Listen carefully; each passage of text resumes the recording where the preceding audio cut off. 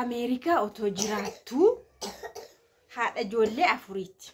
Ameerikaa jiraatti haadha ijoollee afuriitti. Feesbuukiidhaan dhiira bartee Ameerikaatti fudhachuu maali barbaachisa? Garuu waan tokko jedhu warri durii jechuudha. Kakuun qufa'in maal dhuseetani warri duratti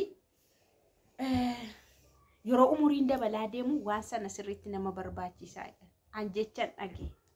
Ofii koofuu yaaddeera gara umuriin korona deemu baay'ee na barbaachisaa laata jechuudha. Anyways akkam jirtu sin nagaa keessanii. Nagaa waaqayyo isiniif baay'atu lafa jirtanii biyya jirtanitti. Ani kunoo shaashan baay'ee bareedeen jira ijoollee dama shuushuu dama makaa har'a waan ajaa'iba tokko isiniif fidee dhufe dhugaa waaqa anayyuu baay'ee kiuna godhee na dhibeera jechuudha. Namni tokko ergi abbaa manaa qabaatee dura abbaa manaa qabaatee ijoollee godhatee continuously ijoollee afur erga godhate nama sana faana addaan bahe kan jiraatu biyya Ameerikaa durumayyaa jalqabeeyyuu biyya Ameerikaa jiraata. Egaa Feesbuukiidhaan dhiira tokko baree ispoonsara godhee dhiira sana fudhatee faana jiraachuudhaan maaliif barbaachise?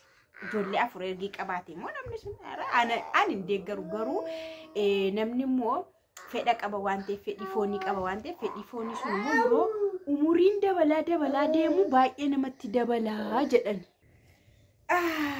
Egaa yeroo umuriin namatti dabaltu fedhii fooniin dabalaa jedhan. Maal wal oskina ijoollee waan hima jirudha. Fedhii foonii namatti dabaladhanii fedhii foonii garmalee namatti dabalaa jedhan. Kanaan riisarchi godhee osoo hin taane nan dhagee jechuudha. Namoonni umuriidhaan deeman yeroo baay'ee fedhii foonii baay'ee barbaaduudhaan dubartiis haa ta'u dhiiras. Egaa maaliif akkas jedhe seetanii haati kun dubartiin kuni abbaa manaa qabdi turte. Ijoollee afur deesse. Erga ijoollee afur deesse addaan baan ijoollee guddisti teesse biyya Ameerikaatti. Dhiirri maaliif ishee barbaachisee maaliif beektu dhumarratti waan ishee miidhee deemeefidha. Lammata waan inni achi dhaqeefis kan biraafidha. Yeroo jedhamu fedhiin foonii baay'ee rakkisaadha. Biyyoota Ameerikaa kanaa biyyoota Awurooppaa kanatti immoo baay'inni dhiiraa baay'ee garmalee xiqqaadha jedhama. Dubartiitu baay'ata jedhama. Dubartiin garmalee baay'atti baay'inni dhiiraa garuu muraasa jedhama.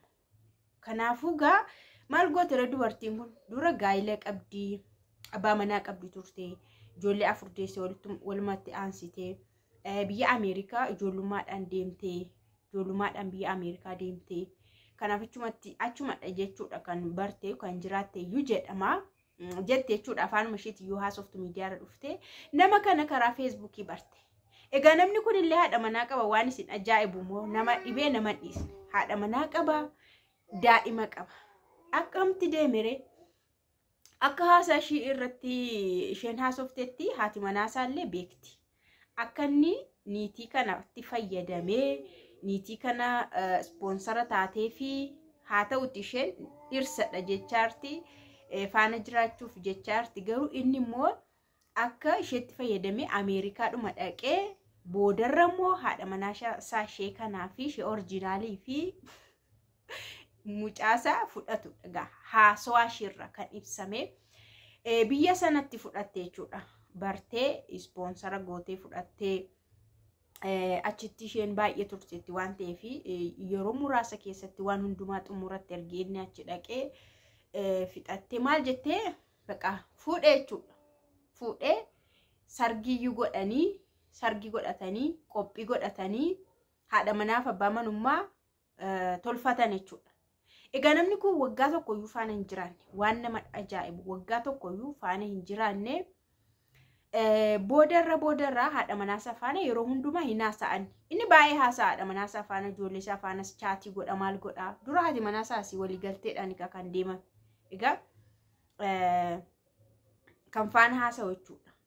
Isheen guyyaa tokko bira geesse jechuudha. Akka inni haadha manaasaa faana haasa'u footoo erguu isheen illee footoo suura ishee kan ijoollee mucaasaa ergitu bilbila isaa irratti argite.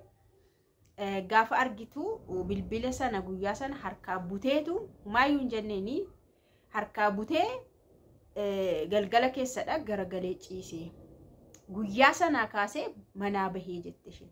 Guyyaa kana sanaa kaasee mana dhiisee deemee garuu akka inni dhufeeni waan hundumaa tolfameeraa fi jette. egaa isheen biyya sana keessa waan turtee fi waan baay'ee jiraattee fi karaashii waan hundumaa barataa waan hundumaa fixataa konkolaataallee doolaara 5,000 konkolaataa doolaara 5,000 anatu biteef jettee waan hundumaa jechuudha seera hundumaa qabsiisee fi erga xumureetti mana dhiisee deeme. Isa booda namoota inni bebbeekan jijjiru biyya sana keessa namoota sana faa yoo bilbilee gaafadhu inni tokko piraankii sirratti hojjetameera naan jedhee haca barabbaramteetta naan jedhee inni tokko immoo ani waa'ee isaa hin beeku naan jedhee kana isa booda akkuma baheen inni akka ishee hiikuga wanta kanaan dura walirraa qabanii samaanaa qabuunti tafaraaraman miti akka hiikamuuf jalqabe walirraa akka bahaniif jechuudha argitaniif siistamii isaa jechuudha durayyuu inni isheetti fayyadamuu akka ispoonsara taatuu fi akka waan hundumaa guutuu fi dhamalee kaayyoo inni manaa bahee dubartii haadha ijoollee 4 kana faana jiraachuu miti dura immoo itti meeraa itti ani gaa'ela koo addaan baheera ijoollee 4 qaba ijoollee 4 guddisaan jira jedheetti meera inni immoo an humaayyii hin qabu haadha manaas hin qabu ijoollees hin qabu jedhee gaafa feesbuukiidhaan wal barree egaa akkas taanaanii garuma jaalala haasaa jaalalaatiin jalqabanii piroosasii eegaltee furattee jechuudha. Dhageessamti isheen abbaa manaa ishiitiin hiiktee isheenis daayivers gooteetti waan ta'eefi akkanattiin bahee gaa'ela sana diigee jechuudha yeroo muraasa keessatti.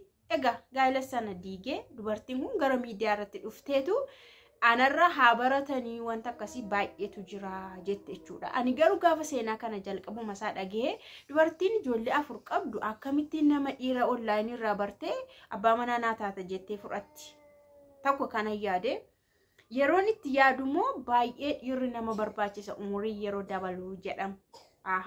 Kanatu barbaachisee laatasa kanaaf jedhee immoo yaade waan kun immoo karaa tokko immoo obsamuu danda'ama dhiisamuus hin danda'ama jedhees immoo ni yaade jechuudha.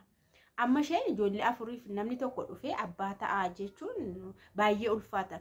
Ijoolleen sun uma saqqaqu malee gammadaniin jiraatan dhugaa waaqessattuu taana haadha ormaas haa taatu abbaa ormaas ijoolleen baay'ee tokko hin balaaleffatu maaliif akka ta'e hin beeku uumamuma isaaniitti jalqabuma keessa isaanii waan akkasii hin jaallatan waan ta'eef ittiin tolu. Isheen immoo biyya faasilitee ta'e keessa jirti.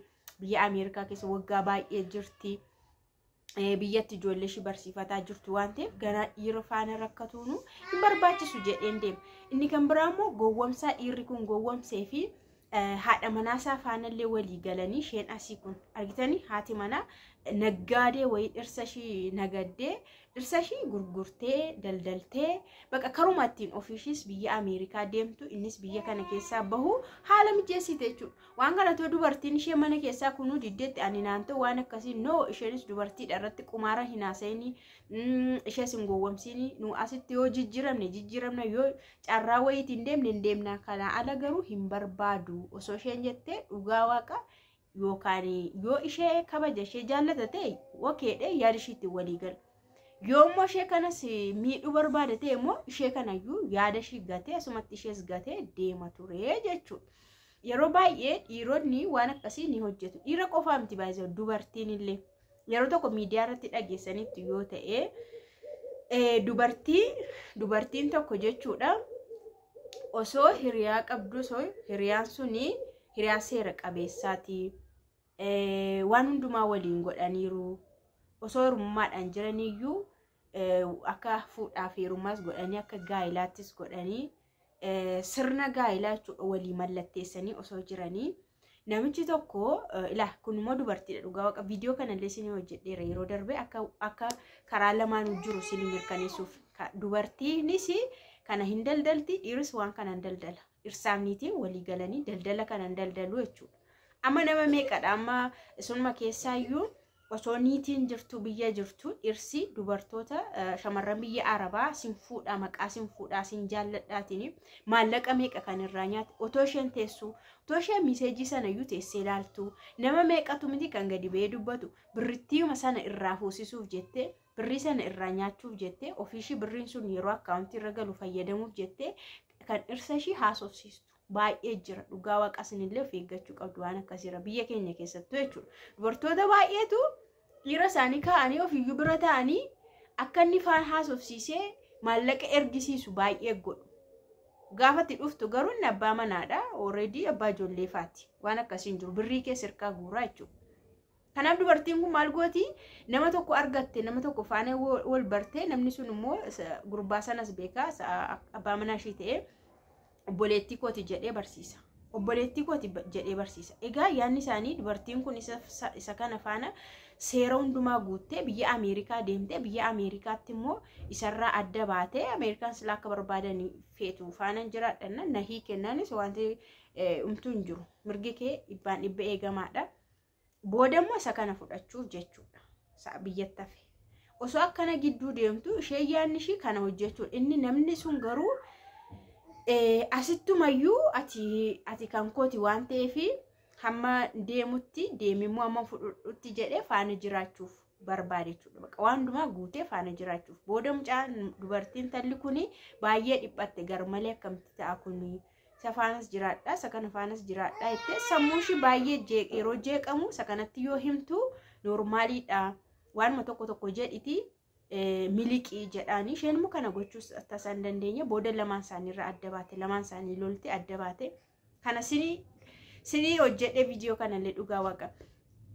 kanaaf wanta akkasii baay'eetu jira isinumtuu jechuudha isinumtuu sirriitti of eeggachuu qabdu biyyuma keessaas ta'e biyya alaas ta'e yeroo baay'ee tooniitii qabu akkas godha yeroo baay'ee haadha manaa qabduuti abbaa manaa qabdu akkas gooti wal jala daddarbaa jechuudha namni kun baay'ee tokko ishee miidhee waan hundumaa irraa guuttatee giriin kaardii sababishiitti yeroo muraasaan argatee eeyyama jechuudha argatee konkolaataallee kanallee isheetu hojjetaa irra wanta ishumti bittee fi booda xirrig jedhee harkaa deemee jechuudha nama dhibu kanaafi baay'ee tokko nama ajaa'iba jechuudha wanti biyya lafaa irratti ta'aa jiru wanti dhiiraaf dubartii sababa jaalalaaf sababa sinfuudhaadhaan ta'aa jiru baay'ee ulfaata waan ta'eef sinuyyuu biteekar amma wanti barbaadamu birrii qofa zarzaruu qofa malee nama hin barbaadu namni niitiillee hin barbaadu jaalalillee hin barbaadu dhugaa yoo waaqni sin qajeelchee sinii tolchee nama eebbifamaa tokko nama waaqasa guddaa kana sodaatu tokko sinii arge malee dhugaa namni tasa otoo lubbuu kee baasee darbeu siina hunjiru namni haadha ijoollee afur akkas qumaara irratti hojjete dhugaa waqatu ofiisaa haadha manaa qabu ofiisaa daa'ima qabu akkana hojjete eewuf yaadattanii jaadduse